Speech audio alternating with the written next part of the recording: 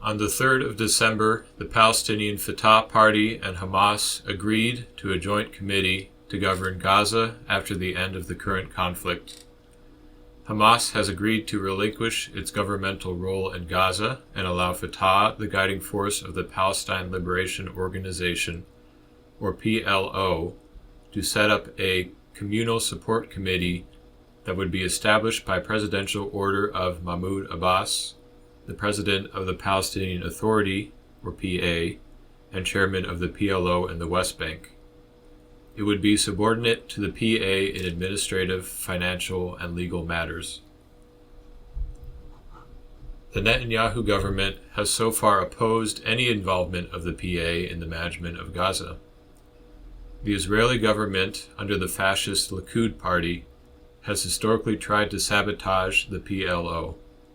Since the start of the genocide in Palestine, 100 Israeli hostages remain inside Gaza, at least a third of whom are dead. Mass protests have erupted in Israel calling for a ceasefire to free the hostages.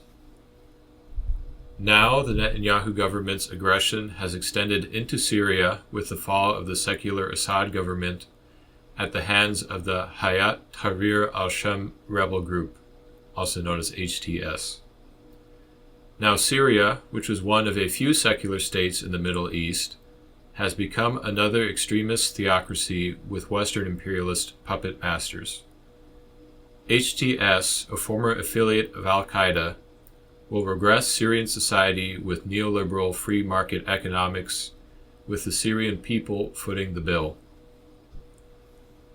In other news, Mexico's Congress has passed legislation which would reverse railroad privatization laws enacted in the 1990s and give the government more control over rail operations, particularly in terms of passenger rail.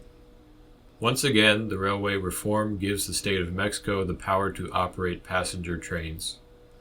The bill would give the government the right to use railway lines to provide passenger service, with the president allowed to award concessions to public companies or individuals towards that goal.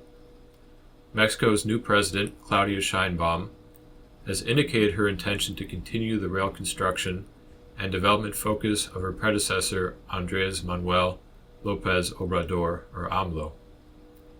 She also mentioned that bringing passenger railways to public control will generate 600,000 new jobs for Mexico. The aim is to begin construction in 2025. The plans are for the new lines to be electrified with top speeds of 99 miles per hour, with the equipment to be built in Mexico. Also, President Sheinbaum signed a decree to deprivatize 2 energy companies, namely the Federal Electricity Commission, or CFE, and Petróleos Mexicanos, or Pemex, following the recent approval of the energy reform passed through Mexico's legislative bodies. President Sheinbaum said, "Pemex and CFE are once again companies of the people of Mexico, and we are committed to the fact that they will be efficiently operated companies that will provide services, fuel, and electricity at affordable prices for all." The nationalization of these industries is a win for the Mexican working class. Across the Atlantic, on Wednesday, December 4th, 2024, anti-New Popular Front Prime Minister Michel Barnier and his government, set up by French President Emmanuel Macron, resigned from the government. Barnier's rule was contrary to the will of the people, as was expressed by the win of the New Popular Front, a left-wing coalition in France's National Assembly.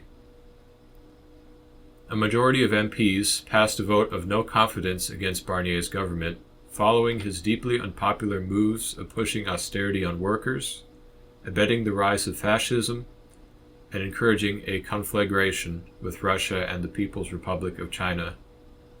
French President Macron hypocritically accused the New Popular Front of collaborating with far-right forces, including the fascist party of Marine Le Pen, in toppling the government.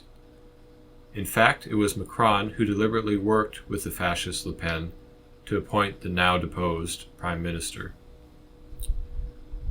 The pole of communist revival of France, or the PRCF, warned that Macron would attempt to form a new government that would pose to roll back some parts of the public benefits programs.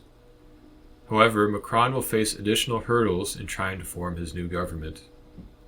Communists in France are calling for federal spending for domestic programs, not for propping up wars in Ukraine and for weapons to Israel. As of the making of this video, Macron has appointed a new prime minister to take the place of Barnier. It remains to be seen how long this one will last.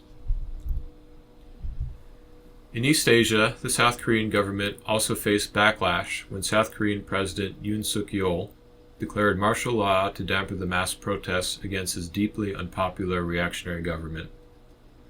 Yoon used allegations of pro-North Korea sentiment against his political enemies as a pretext for the declaration. The National Assembly nullified his declaration within hours and voted to impeach him days later. The Constitutional Court is currently determining whether this impeachment will lead to his permanent removal or not.